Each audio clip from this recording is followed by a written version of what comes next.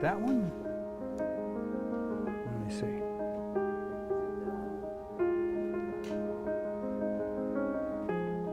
I can actually hear that.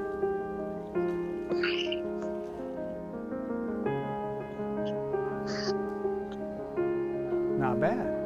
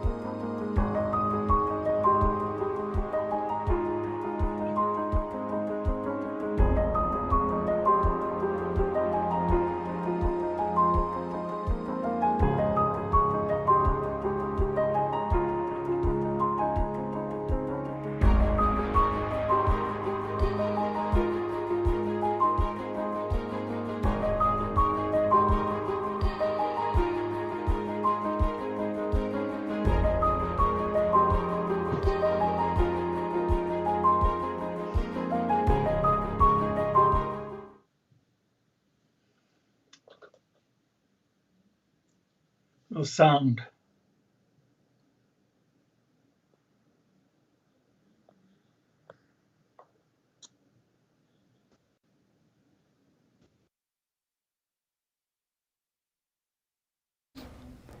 He's had a Hall of Fame career, which continues to this day. His honors and awards are on a list that's longer than my arm, which we will get to. He is probably best known and is most often asked about the overturning of the Korematsu decision, which stood for 40 years, upholding the roundup of Japanese Americans from the West Coast and incarcerating them in prison camps. We will get to that. But now we welcome in Dale Minami. Hello, Dale. Oh, you're on mute.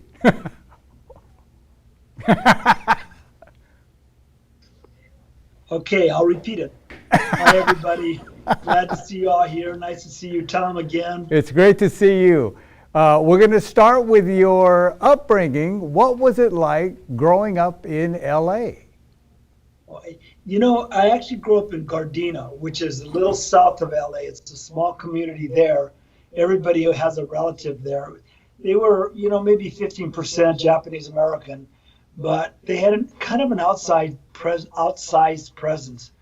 And after the war, you know, folks sent people to the suburbs to make sure that they didn't get into too much trouble.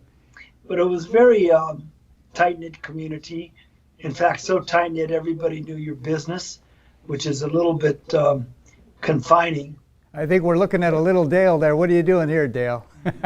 We had, you know, in those days, we had a thing called machine shop. Yeah. So I don't know if they have those programs. We had wood shop, machine shop, print shop. So in our school, junior high, I'm making some probably destructive device or weapon. Actually not. I don't even remember what I was doing. I was not good at that, but which led me to my present career. And I also have it on deep background that says you were on the NAU AA All-Star basketball team described as a deadly shooter. Am I right? Yeah, you're right. I made the All-Star team for a couple of years. But I got to play with one of the most famous coaches, the first Japanese American Division I coach in the country, David Yanai. That's fantastic. He grew up in Gardena too, so that's how we started our. I think that's Dale in the top row in the center there. That's a great photo. Now you went to USC. Did you have the bug early on to become a lawyer? Not really. You know, I wasn't sure what I was going to do. I had kind of a short attention span, so I just wanted to take everything. I went to USC because my brother got a scholarship there, then I got a scholarship, and you know, I really wanted to go to UCLA, and you know, at that time there was a great rivalry. So I did. USC was a little bit very much elitist, sexist, racist, although it's changed greatly now. So I wasn't that happy there, but I did get to intermingle with a lot of the downtown urban JAs, and they were a different breed. But it was fun in a lot of ways. But I'm glad I was able to escape. And then you decide on Cal Berkeley. Right. I wanted to get away as far as I could from the conformity of Los Angeles. And so many things were happening then. You know, it was the intersection of the civil rights movement, the Third World Strike had started, counterculture movement, the Black Power movement. Yes. The anti-Vietnam War movement, but and Berkeley seemed to be the epicenter, and I wanted to go as far as I could from you know, the small little town I grew up into somewhere berserkly, they called it then. Yeah. A little crazy. But even at Berkeley, you were aware of the importance of the contributions of Asian Americans because you taught Asian American studies there. Well, when we first got to Berkeley, I was not. I mean, I was really moved by people like Warren Furtani and folks who were just discovering the Asian American history. There were no books out there. Yeah. Like there's thousands now, but before there were very few books, no movies really, except Go for Broke, which I really enjoyed, the movie. And so that there was not a lot of material to teach, because that was the whole point of the Third World Strike, that we needed more materials about people of color, their history, their contributions, their presence in the United States. In 1972, and this is late 60s, early 70s, the great upheaval in America. Things are changing in the Bay Area. The police in San Francisco were cracking down on young men in Chinatown who were stopped, frisked, and handcuffed. It seemed like the probable cause was that you were young and you were Asian. And against this backdrop, 1972, you and others established the Asian Law Caucus. You must have known there was an unmet need. What did you offer the community there? Well, yeah, you did your history research, man. They were racially profiled. It's what happened to Japanese Americans during World War II. They were these young men, just because they were young and had black jackets on or were Chinese, were arrested, photographed, no probable cause, violation of constitutional rights. And that led to our forming of the community interest law firm, a firm that could help protect the rights of Asian Pacific Americans who were hardly known. We were invisible in the country at the time. So it allowed us to start something that we wanted to do, as motivated by all the civil rights movements and the Third World Strike and the ethnic studies, to help advance and empower Asian Americans. And that's how we started this little small community law firm. And then it seemed like you took every case. The workload must have been incredible. Yeah, well, actually, nobody knew who we are at the start, so we didn't have many cases. And so, we had to open in a small little office. It was actually a dental office, and across the street from Oakland High. And so anytime we hear the door open, we had a little ding, ding, ding, ding. Everyone would rush to the front and go, a client. And most of the time it was this woman who wanted to store her lunch in our safe, which is cool. But eventually we got known, and we got known for fighting for the rights of civil rights of Asian Americans. So initially we didn't have very many clients. And then you helped establish, around that time, a couple of years later, the first Asian American Bar Association in the United States. How did that begin? Well, it was a process of evolution of empowerment of Asian Americans. We were treated very poorly in courts and by judges, and there were almost no Asian judges there. And at the same time, we were getting homered, by attorneys, usually white Asian male attorneys who were friends with the judges. And we figured out that the only route to diversity is to push for diversity. The route to justice was to pursue diversity. So we figured out we needed to lobby the governor. And fortunately at that time we had a governor, and I'm only laughing because this was like a zillion years ago, and the governor was Jerry Brown. Yeah. Came back again, but he was very sympathetic. He and Tony Klein, who was now a justice in the Court of Appeal, were very sympathetic to the idea of diversity. And so we got we lobbied for our first Asian American judges, younger ones, and we were met with these promotions by these people. It's about this time that you sued the Attorney General of California, Evel Younger, who had published a racist bulletin depicting stereotypes of Chinese lawbreakers. What happened there? We were kind of young, and I wouldn't say foolish, but fearless is a better way to put it. Well, foolish too, because we sued him for this crime bulletin, a secret one that was passed around, which we later found was the whole basis for these police searches and seizures of individuals in Chinatown. secret bulletin was a plan on the whole West Coast law enforcement to just create a huge book of Asian Americans so they could use that later on in case there was some issue of gang violence. So we sued Evel Younger, and eventually we had a theory, and the theory was group defamation, which had never been proven before. So, but our idea was to create publicity around this. So eventually, we lost the case.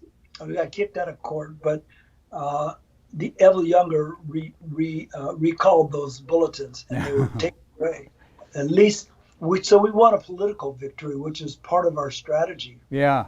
Now, this is the 70s. You're right out of Berkeley, and a Filipino woman in the healthcare field comes forward after being passed over for promotion. You take this to the Fair Employment Practices Commission, but nothing happens.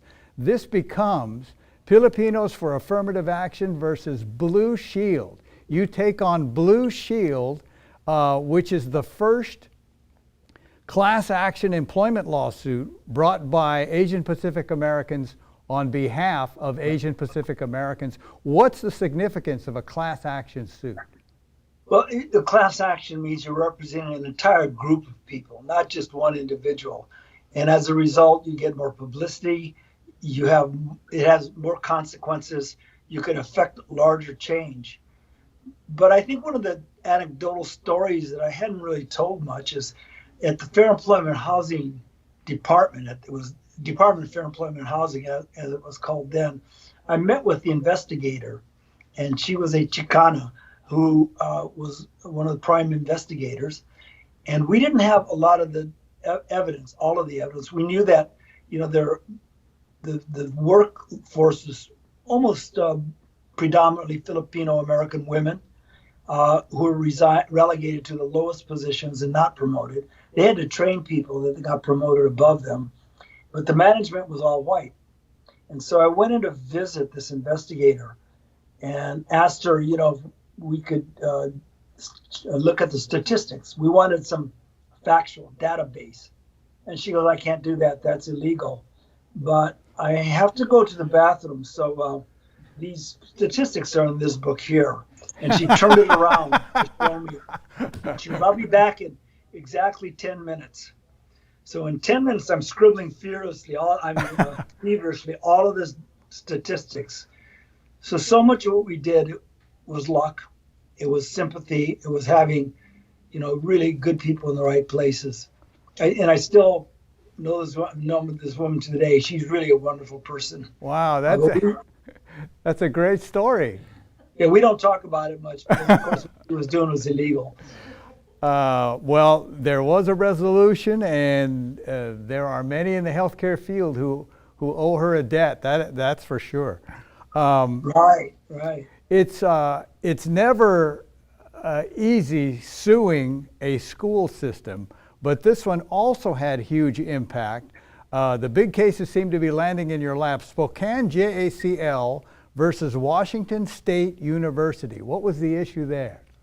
Well, it was in the mid-'70s, and Washington State had ethnic studies, but it was only Black, Native American, women were included, and Native American, and Chicano American studies. But they didn't have Asian American studies. But Asian Americans were the largest minority on that campus for 5 years before. And so when the JCL, led by a guy named Denny Yasuhara, prevailed on them to have an equal program for Asian Americans just because of our size, they told us, well, Asian Americans aren't very important in this country. They've not made any contributions. Their history is not important. And so that ignorance propelled us to file a lawsuit. And so in that sense, all we wanted was equality with these other people of color, these groups that were trying to teach America about, that we're in technicolor. We're not just Black or white. And so eventually we got our class certified, that class that I talked to that included probably maybe one of the biggest classes in the history of the world. It was the judge who he signed off on the order. I'm not sure he read it, said any Asian person of Asian descent who is going, has gone, or may go to Washington State University is eligible for this class. Wow. So we included China, India, all of Wow. those countries. We had 1 billion people in that class theoretically. It didn't really matter that much at that Wow. time. That's incredible. And they finally settled. They settled with us and gave us the program and gave us, well, didn't give it. That's They negotiated to give it. It's a landmark decision. So by the late 70s, early 80s, Japanese Americans are re-examining their past, exploring their history a little bit more, and there's talk of a redress movement. Some people are saying don't rock the boat. But the case everyone asks about is the historic Korematsu decision, one of the worst decisions ever handed down by the Supreme Court. It was on the books. It was wrong the day it was decided, but it stood for 40 years. It involved a then young man from San Leandro, Fred Korematsu. How did you get involved, and what are the particulars of this case?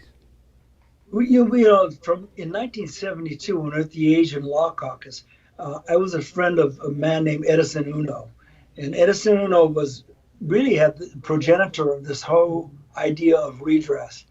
And he had asked us to do some research. And our conclusion about suing the government, and our conclusion was that, this battle has to be fought out in the court of public opinion and in the halls of Congress. The courts will not do anything for us at this time. And so Edison went on his crusade, which galvanized, many other groups, and Seattle groups were also doing the same thing to try to push for redress for Japanese Americans. In the midst of this case, or this campaign, a man named Peter Irons called me up. I didn't know who he was. And he told me he's a professor. He had discovered some very disturbing evidence that the government had altered, suppressed, and destroyed evidence favorable to Japanese Americans, contradicting their claims of espionage, sabotage, disloyalty in the United States Supreme Court. Allegations that had never been made in American jurisprudence or history. And he said, would you like to help open these cases? And I said, are these men still alive? We read about these cases. Every law student reads them because they're such landmark cases. And he said, yes, they are. And I've contacted all of them. I said, well, where did you find them? This is 40 years later. He said, oh, I looked in the phone book. And when I talk to younger audiences, I have to explain what a phone book is. But he found all of them, contacted all of them, and all of them were willing to reopen their cases again, despite being, criticized, ostracized for bringing them, fighting the government in 1943 and 44. And that's how he asked me if I could help litigate, because I had the most experience of the Japanese American attorneys that he knew, that he was referred to, because he felt that Japanese American lawyers should lead these cases. I mean, it was an amazing act of graciousness and generosity, because these cases were to reopen these cases and try to overturn their conviction after 40 years based on fraud on the Supreme Court by government officials was kind of noteworthy. A lot of folks volunteered to help us. A lot of them just wanted their names on the pleading so they could, get some credit. But, it was a small group of young attorneys, mostly Japanese Americans, mostly those who had their parents incarcerated, like Don Tamaki at the top left, Dennis Harashi in the middle, Lori Banai on the right, Fred, of course, in the middle, Peter Irons on the right, and when I had hair, that was me on the left sitting down. Others involved in this case are Gordon Hirabayashi and Min Yasui. They're not identical cases, but they're similar, from Portland and Seattle. What was the significance of Judge Marilyn Hall Patel? Well, in the federal courts, who you get as a judge is critical. It almost determines whether you win or lose. And so we wanted somebody smart, liberal, and absolutely fearless, because it was unprecedented what we were doing. And so our first choice was Marilyn Hall Patel. But because it's random, you have to go to court, and the old days used to spin like a lottery ball or bingo ball, and you have to get that you got this judge. Then they computerize it, and when we filed the complaint, they didn't even know what it was. It was so rare. A writ of error coram nobis, which is a writ to overturn an unjust conviction many years before. And the clerk of the court had to come out and say, I haven't seen one of these in 30 years. What is this? And I said, this is a writ of error coram nobis, sir. It's just like habeas corpus. We feel that there was serious government misconduct, and we feel that we can overturn this man's case. And he said, well, this is the famous Korematsu case. And we said, yes. And so, we had a plan to file in Seattle and Portland later on. And we were going to pick the best court we could find. It gave us 3 chances to win 1 case. That's all we needed. But because San Francisco had the best chances of getting a good judge, we brought the case in San Francisco, and by fate, coincidence, karma, whatever you want to call it, the clerk turns around and smiles at us and says, you got Marilyn Hall Patel. And the whole group was slapping the high fives. We were so undignified in court. And yet, we were very happy to have this woman that I actually knew personally, not as friends so much, but had appeared in front of her when she was in the Oakland Piedmont Municipal Court in Oakland, California, many years before. What was the ethnic characteristic theory? Well, the government had no evidence that Japanese Americans had committed any act of sabotage. Not one Japanese American was even arrested, much less convicted of disloyalty or espionage or sabotage. So because this whole curfew, exclusion, detention was motivated by racism, they just made the decision, and then somehow they had to justify. Well, they had no justification. There was no danger. Reports that had come out earlier that were suppressed from the Supreme Court, by the reports by government officials, said that the Japanese are no more disloyal than any others. Other reports were changed to say that, we don't have enough time to determine the loyal from the disloyal, which was actually changed from saying, it's not a matter of time. We know who the disloyal are. And yet that report was changed. And finally, some other key evidence from government's own attorneys. This was what was probably the coup de grace. This is the best evidence we could find. The government's own attorneys, the subordinates, lower groups, what they call the Solicitor General, who's the person who argues in the Supreme Court. These attorneys said, these are lies. We're telling the Supreme Court lies. It's highly unfair to this minority group that these lies go uncorrected. We're committing ethical violations. And these are in writing. And they are documented and sent to the head of the Department of Justice. And yet they were ignored. And they continued to tell these lies. And so the evidence we had was as strong as you could get. You call them smoking guns. But we had a good judge. We had great evidence. We had a great judge. We had great evidence. And so that gave us, the confidence that we were going to win these cases. Judge Patel, you expected her to write an opinion, but she didn't do that. She actually ruled from the bench, didn't she? Yeah, that's true. I mean, all she had to do was say the conviction is reversed. But we needed a judicial declaration. We needed a court to say this was wrong. This was based on racism. There was no evidence to support theories of disloyalty, espionage, or sabotage. This affected the Supreme Court decision, and the government committed misconduct. And the reason we needed that is this was in 1983, and it was in the middle of the redress movement. And the opponents of redress were arguing in court. the Supreme Court's already ruled on these cases in 1943 and 44, and they have upheld what we have done to Japanese Americans. It was hard to rebut that, but once we got a judicial declaration that those original cases that justified the incarceration were based on fraud, were based on misconduct, we had ammunition. Our proponents, Norm Mineta, Dan and Noah, Sparky Matsunaga, Bob Matsui, then were able to argue to their opponents that those decisions were wrong. They're based on racism, they're based on misconduct, and so those legal precedents should not be roadblocks or hurdles for us to have to overcome to get redress. So wait, let me go. I didn't answer your question. So Judge Patel ruled from the bench. Usually judges, after you argue, I gave my argument, the other side gave their argument. Fred gave a very impassioned plea.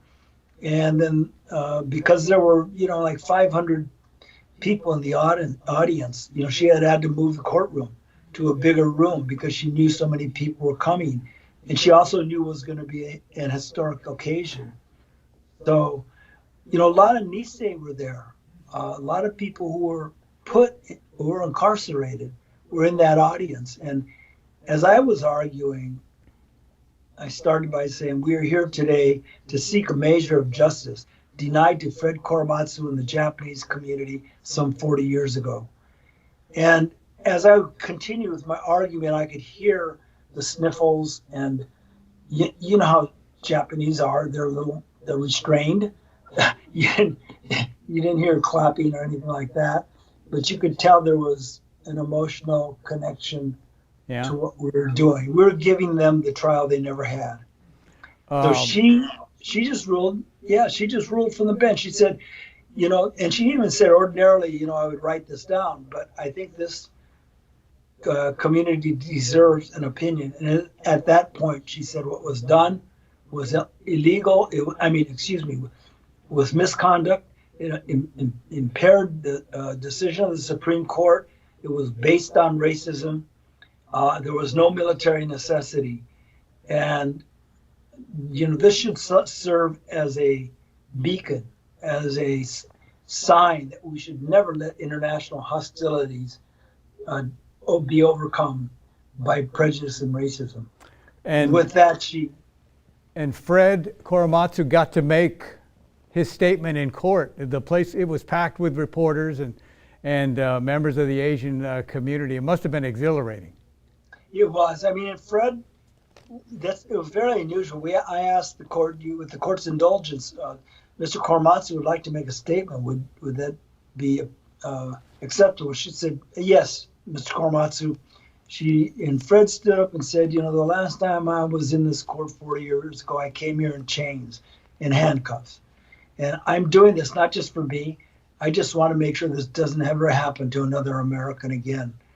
And it was really well said. And Fred was not a public speaker, but he had immense courage, which of course led to his, challenging the orders in the first place. And so it was very, very poignant. An entire generation of Japanese Americans had been quiet for 40 years, feeling some sense of shame, of having done wrong. Did this give you a better understanding of what your parents went through, the memories that they endured but seldom talked about?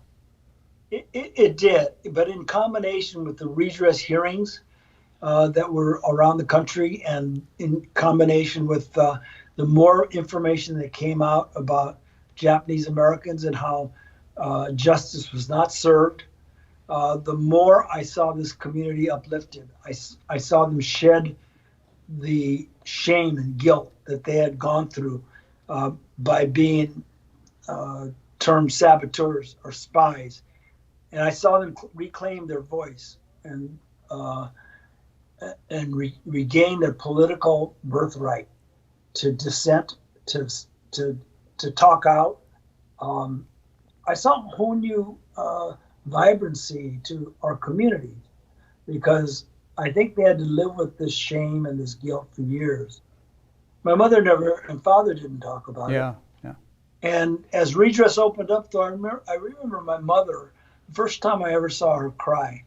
I was asking her about, she had to go first to the stables, horse stables in Santa Anita Racetrack, and had to live, with manure on the walls, on the ground, hay, foul smelling, no heat. And she said it was, in her typical Nisei way, understated, it was pretty bad. Yeah. And then she shed about 5 tears, but it was crying to me. Well, speaking of my hometown, Florin, the late Mary Tsukamoto invited Peter Irons to Florin. He spoke there in '87. You were our guest in 1991 at our time of remembrance. I know that we were one of the first JACLs in the country to commemorate 9066, but I remember when you were there. I can't believe that. What is that, 30 years ago? But I think Mary would be proud of us. She'd be proud of us today. Mary was a force of nature. She was amazingly compelling, but she reminds me of a number of other Nisei women who stood up, and soft-spoken, very polite. Yeah. They looked like your grandmother, and yet they had a heart, a soul of steel. They were so powerful in terms of their determination to see justice done. Someone that MSNBC viewers know very well, Neil Katyal, back in 2011 when he was acting Solicitor General, released an unusual statement regarding Hirabayashi and Korematsu, didn't he? What was that about? Well, as a Solicitor General, you're the one who argues in front of the Supreme Court. And in the Korematsu and Hirabayashi case, the Solicitor General was the man who refused to tell the court the truth. And he stood by every lie that was told to him were lies by his subordinates. And so for the Solicitor General and Neil Katyal to issue a confession of error, which he called it, recanting and stating that, we violated ethical conduct. We knew that what Japanese Americans were not a danger. We knew that it was not necessary to imprison them. And what was argued in the Supreme Court was absolutely wrong. And so he essentially confessed error to the country, to the whole world, that we committed a miscarriage of justice in those Korematsu, Hirabayashi, and Yasui cases. And it was powerful, it was remarkable, also very courageous, like he is. Dale, throughout all these cases, what comes through for me is that it takes more than a court decision to make anything right. It takes community action, it takes political will to move opinion, like the civil rights movement, and that's what happened in this case, isn't it? Yes, that's absolutely true. We felt, from the start of the Asian Law Caucus, that we needed to combine political action with legal action. Lawyers have a tendency to just become saviors and argue in court and leave their clients, in seats on the court with being passive. And in the Blue Shield case, I remember when one day I was watching television during the middle of the case, and I saw my client, Emma Salazar, leading a demonstration against Blue Shield, the defendant. And I'm going, wow, there's Emma. This is about our case. And she used that. We also tried to cut off funds from Blue Shield. We enlisted JCL support, and they were very supportive because they had that Blue Shield program. We told Blue Shield, we're going to try to cut off funds, and we're going to cut off any gains you can make through the JCL. And so, all those efforts and legal work are manifestations of power. And as a minority group, as a person of color, marginalized, you have to use every lever you could have because you're fighting a much more powerful enemy. And so just fighting in court is simply not enough. If you do the education, like Don Tamaki did a wonderful job educating the rest of the country, enlisting support, which translated into political support for redress. all those are tools that you need to be able to fight the larger powers. Well, I know that in your career, you inspired a lot of other young attorneys. One of them is Sacramento County Superior Court Judge Russell Hom. We have some comments from him. Hello, Dale. Although you are here today to discuss your important efforts to overturn the Korematsu decision, your impact on civil rights and the empowering of underrepresented communities predate your historic work on this case. It also inspired social consciousness on the part of so many people well beyond the significance of this Coram Nobis decision. Although the decision was significant and demonstrated that law can be imperfect, it also demonstrated the importance of why traditionally unrepresented groups need to be at the table. The Supreme Court ruling might have in fact been different if there had been someone of color on the court at that time. One other aspect that is perhaps not fully appreciated is the fact that the case provided an opportunity for young APIs to see young API attorneys, in this case Dale and Don, people who looked like me changing history. As a young student at Cal volunteering at the Asian Law Caucus, I was inspired by this young, successful, but socially conscious lawyer. Even then, you were an iconic figure on social justice and exemplified how the power of law can be truly used to change society. In the more than 45 years that have passed, that's right, we're no longer those young attorneys, I've observed how you have inspired thousands of young community leaders and legal professionals to do the right thing. You're responsible for spawning an entire generation of socially conscious legal professionals who share your, as a community, we are indebted to you. Ted, I can't hear you. Can't hear you. Okay. Okay, there we go. Okay, there we go. I lost you for a second, man. I'm sure it's my fault. No, I got the stupid message. Okay, sorry. Amazing. It's amazing we were almost there. We're almost there. We got this far. I'm amazed. I want to talk about another very significant case. The late 80s, you represent Professor Don Nakanishi, taking on the university system in California, which is almost impossible. They're large, rich, and powerful. What was the issue here? Well, Don Nakanishi, who was in the Department of Political Science, was denied tenure. And he was a very popular, smart guy, Yale graduate, and was very prolific and active in the Asian American community. They denied him tenure, and the issue was the larger issue that Asian Americans were not getting tenure, which means permanent employment at the universities. They were not getting promoted to positions, especially in the social sciences.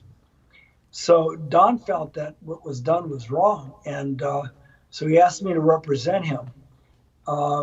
Going against UCLA is kind of like going against Blue Shield or the U.S. government. They have unlimited resources. And even though I went to USC, I was always a UCLA fan.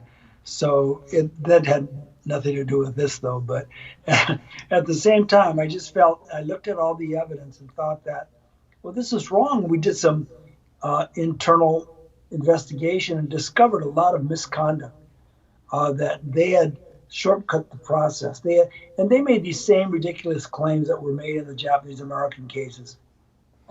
They said even in writing, and these are smart people, these are other professors who's saying, well, his work is not novel, but it's path-breaking. Well, that's an oxymoron. And they made several arguments about how good his work was, but it's really not unusual, even though we've never heard anything like this before or read it. So we had some ammunition there. And then internally, we had some friends and spies, as we call them. They're like Aiko Yoshinaga Herzog on the Coram Nobis cases, who would feed us information about how the deliberations on tenure were unfair. And so it started a whole movement, both on campus, with students sitting in, with the legislature, with folks like Mei Lee Tom, who came in with Georgette, and was in a demonstrate. They were demonstrating in high heels. It was it was interesting to see the pictures, and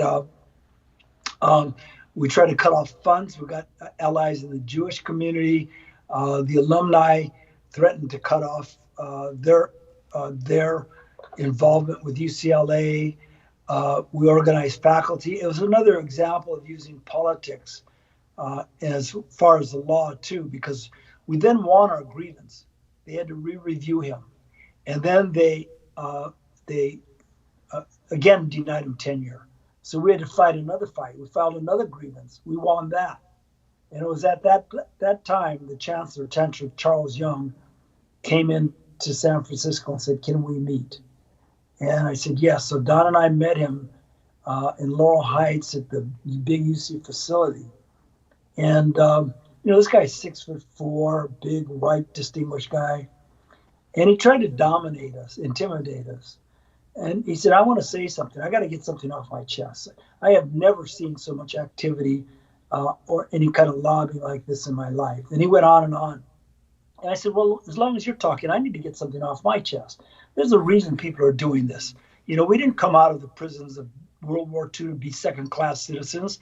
And this is what you're relegating us to. Look at the mistakes your faculty made. And Don was freaked out. Don even talks about it. He goes, oh, my God. And Dale was going off on this guy. He's a chancellor. And I said, so, you give us no choice. We have to fight. And we're going to continue to fight. And then he kind of calmed down. He said, all right, well, Mr. Minami, where'd you go to school? And I said, oh, I went to USC. He goes, no wonder. And then he laughed. And I knew at that point we could actually talk. And we had a very civil conversation because he was in his heart a good man. He just was a little bit insensitive, or great insensitive, and the faculty as well. And at that point, we pretty much had a secret deal. But what had really pushed him was our friends in Sacramento, whose names I can't name right now, but I could do it some other time. You might guess who they are, but they blocked a bill of his to get $38 million to build or $28 million to build a new facility. Wow.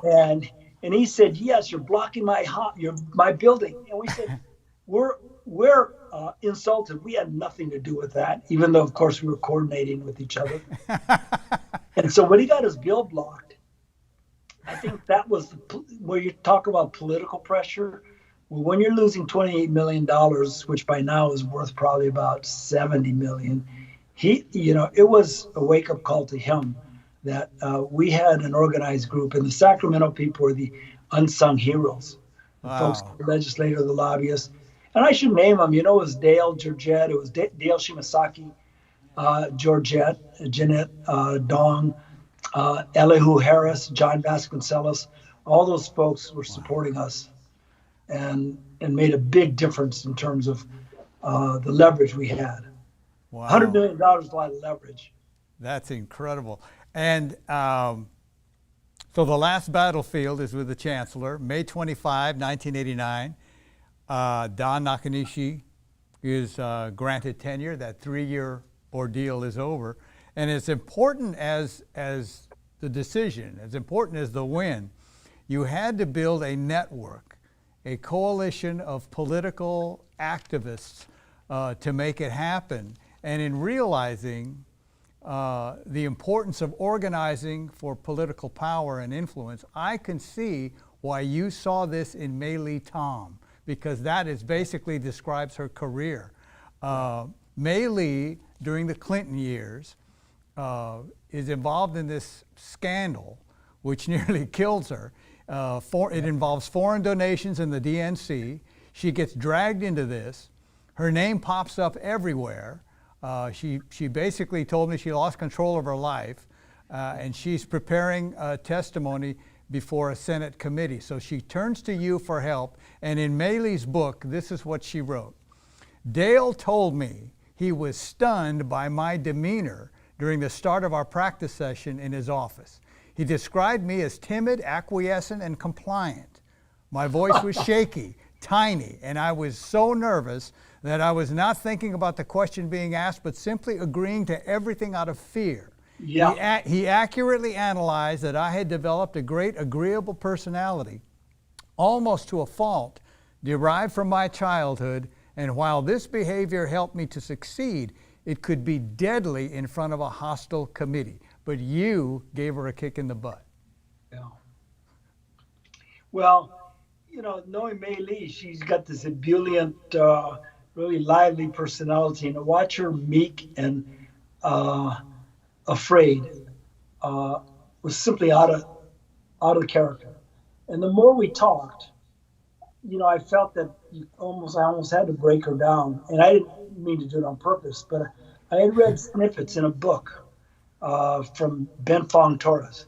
He's a famous, Rolling Stone writer and things, and he had written about growing up with Mei Lee, and he had talked about Mei Lee's background as someone who really didn't have parents around, that she was a latchkey child. And so the more I thought about it, the more I thought that Mei Lee had tried to please people too much in this context, or because of the way that she grew up. And more than that, she was such a powerful person that you just need to let the power out a little bit. So we practiced, and the more we talked about it, about her strength, about where do you find the courage to do this? You've done it all your life, Mei Lee. You fought for the Asian American community, and so you need to find that strength that you're doing in front of the Senate. And so, as we practiced, she got stronger and stronger. And then she was about to go testify. And I think the Monica Lewinsky issue blew up. So they called off her testimony. And she was really disappointed. She was ready to just kill these senators. And I was disappointed too. I think she would have just wiped them out. Yeah. But that was it. No, she owes it to you. I don't think she owes me anything. She, for all she's done, she deserved not to be harassed like that. Well, she is one of my heroes. Yes. In the late 90s, you are a co-executive producer of a film, Life Tastes Good, starring Sacramento-born Sab Shimono. How did that happen? Well, I've always been interested in the arts, film, plays, and one of my best friends was Philip Kahn Gotanda. And I had done entertainment law. I had done contracts. I had done represented individuals. And Philip said, I want to make a movie. So we did a little short that we practiced on. And then it actually got to Sundance. Sundance, whatever they call it. Film, whatever. But then Philip said I wanted to do a feature film. So he asked me if I could help out. So I did a lot of the legal work, putting together the prospectus, creating the corporation, raising money. I had a bit role, of course, which they said I blew. I messed up on, which I think they're probably right. But so we did this film, and we were very naive, and we didn't have a lot of resources or experience. I think it was still a really good movie, and still is. You could rent it. I saw it on Amazon Prime. There you go. So that's what we did a movie. But after that, we had planned to do another movie, but it was so exhausting. It is. Man, it was so much work and insecurity that we decided maybe we'll take a break, and that break has lasted, about 20 years. But we're still friends. No, it's a fun movie. It's a quirky movie. Sab Shimono from Sacramento. I know he has a lot of friends in this area. Let me get to Dale's list of awards. His list of awards and honors would literally fill a wing at a university. So I'm going to mention a few of them. Here are some of them. The State Bar President's Pro Bono Service Award, the American Bar Association's Spirit of Excellence Award, the American Bar Association's Thurgood Marshall Award, the Dream Maker Award from Christy Yamaguchi's Always Dream Foundation. She's one of your clients. And there she is. The American Bar Association's highest honor is the ABA Medal. And a couple of years ago, Dale becomes the first Asian Pacific American to receive that award in its 90-year history. What was that call like, Dale? Well, to be honest, I mean, it's a little embarrassing naming all those, but the president, this Bob Carlson, wonderful man, the guy who's on the to my left, and he calls me up and said, "Mr. Minami, this is Bob Carlson. I just would like to talk to you." I go, "Wow, what is this for?" Maybe I actually thought I didn't fulfill my continued education requirements, but I just thought, why would the president call me about that? So I called him because Bob says, "This is Bob Carlson. I just want to tell you that something that is really a wonderful thing for me to get to say." He said, we've selected you for the ABA medal. And to be honest, I didn't know what it was. So I said, "Oh," and I was such a phony. I said, "Oh, that's wonderful. That's amazing." And I'm Googling ABA medal at the same time, because this is a phone call, right? It's not Zoom. I'm Googling, what is this ABA medal? And then I find out it's the highest award by the ABA that's given to like Sandra Day O'Connor, Ruth Bader Ginsburg, Thurgood Marshall, all these luminaries in the American bar. And then I said, "Oh, wow, this is amazing, the kind of people I've been listed with." So then I could, my phoniness continued. Wow. Because I was not, I was then now conversant with what it was. And so they gave me this award. I got to give a talk. And in all these talks, when you speak to non-minority groups, you really want to do education, and especially about Asian Pacific Americans. So I talked about our invisibility, of our being treated as foreigners, about our history, the violence, the incarceration, the exclusion acts. And my hope was to do a little bit of education to the American Bar Association group that was there. It was the annual conference, so there were maybe a couple hundred people in the audience. But I wanted to make sure they understood that. And what I learned too is that I wasn't just representing, I mean, this isn't just for myself. I started getting emails, and I was representing this entire Asian American community. So I couldn't mess up. So I had to be able to sound intelligent at least. And so that was kind of it was nice. They also gave me this 24-karat medal that I hide because it's not like an Olympic medal. Wow. That's really remarkable. It was exciting to the degree that I think I got to be able to represent not just Asian Americans, but marginalized groups and people of color, and let them know that we belong here and that we are not going anywhere. So you have to learn about us as much as we have become Americanized and know about our American history. It's remarkable.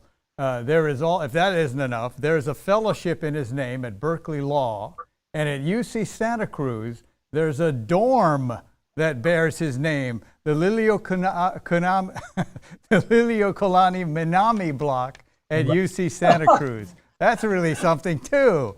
Queen Liliuokalani was the last queen of Hawaii, and Dale's name is on that. But here's my favorite one.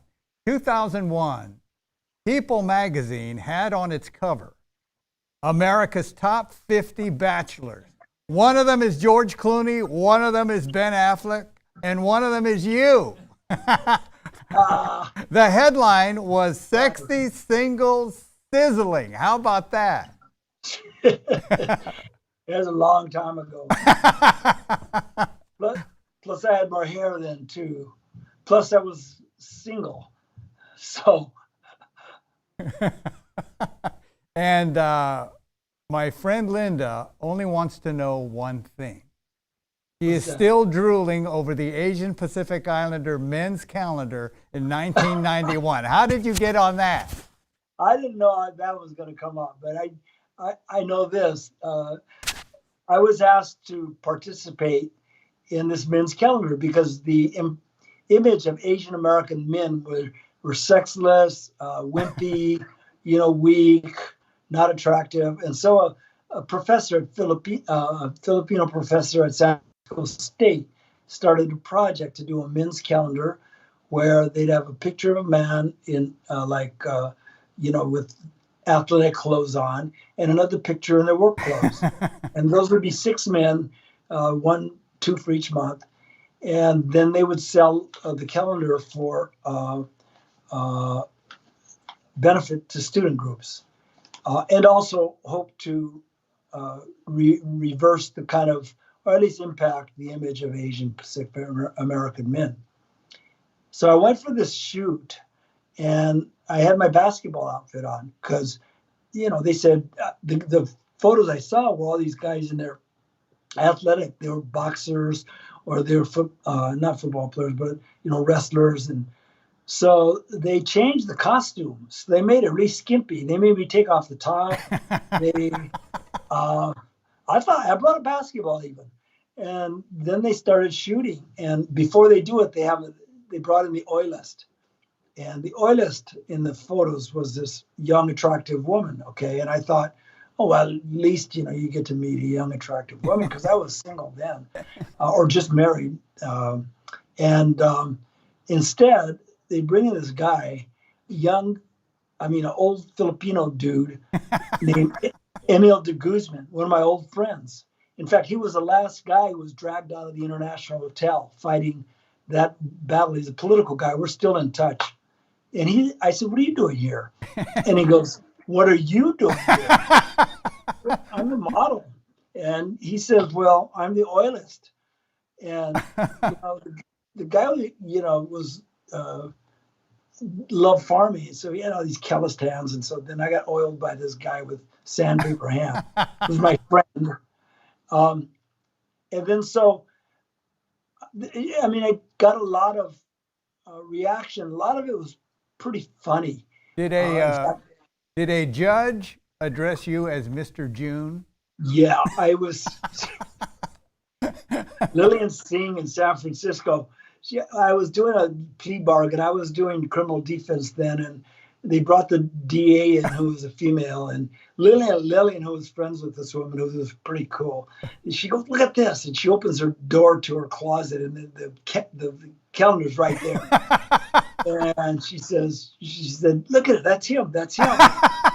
Goes, oh wow. She goes, whatever deal you want, I'll accept. But it was a joke, in a sense that she would, that happened. Mr. June. Well, Dale, I think we have some shots of your present family. I'd love people to see that. Look at that. Oh yeah. The left one is my wife, Maury. She's an attorney with the with the California Supreme Court. She works for Justice Marty Jenkins. And so she's worked with him for many years. And she's been an attorney, even though she looks very, very young. And the 2 girls, I had my first daughter, to the older one, Ellie, just below me, at the age 63. And the second one, Lena, at age 66. It's pretty surreal to me. But they're wonderful kids. That's and great. Changed my life, as you might guess. And on the right side is I grew up with 2 brothers, Neil and Roland, and they're with their respective wives. My mom was alive then. She's in the middle. My niece, before she got married and her husband doesn't appear, is Lainey. She's at the bottom right. And it was just her birthday yesterday. So that's as good of a family picture as I could find at this time. But I grew up with a lot of guidance, unintentional and intentional. My middle brother is a big, strong guy. He used to kick my butt regularly. And but I learned a lot from him about being physically tough, and he taught me a lot of mental toughness as well. And my older brother was the intellect, the curious one, the guy who went to college and dental school, then medical school. He was probably in school for 14 years or so, or with a residency. He was a really smart guy. Uh, so he was always curious about things. So in a sense, I got the best of both worlds. I had two brothers who, as little as I appreciated getting my butt kicked then, or eventually I got great advice from Neil, my second brother. I think that I was blessed to grow up in a family like this and with a community like Gardena, which valued Japanese Americans, where racism was very rare. And at a time when you could ride your bicycles around all over the place, where you could stay out late safely, and there wasn't that. And we went to a school that was really integrated with Latinos and African Americans, although that were a small minority then, a lot of Japanese, and we were able to live at a time when perhaps the innocence that we had, or the type of maybe respect for each other, was very different than today, where things are so divided and factionalized. Dale, I can never thank you enough for this visit. I could never do you justice, but what a pleasure it's been to talk to you for this hour. You did, Tom, and I so appreciate what you're doing, just spending the time. I mean, this is like you had to do a lot of research about my I'm never life doing this again, by the way. You're the last one. I'm never doing this. It's like studying for the bar. I had a list of 5 people I was going to recommend to them to have you do an interview. That will never happen. Dale, thank you so much. I wish you well, my friend, and I look forward to talking to you again soon. Tom, I want to thank you, and a shout out to ACC and Ted Fong and Mei Li Tom, who got me involved initially with ACC. I just make small donations, but I just think you're a good group, and I think having you there, Tom, is an asset. I think you should do this every month, really. Thank you, Dale. Okay. Thanks very much. Right. Thanks to Ted. Thanks to ACC. Thanks to all the volunteers, and most of all, thanks to you for watching. It's been a pleasure. All right. Bye-bye. Bye.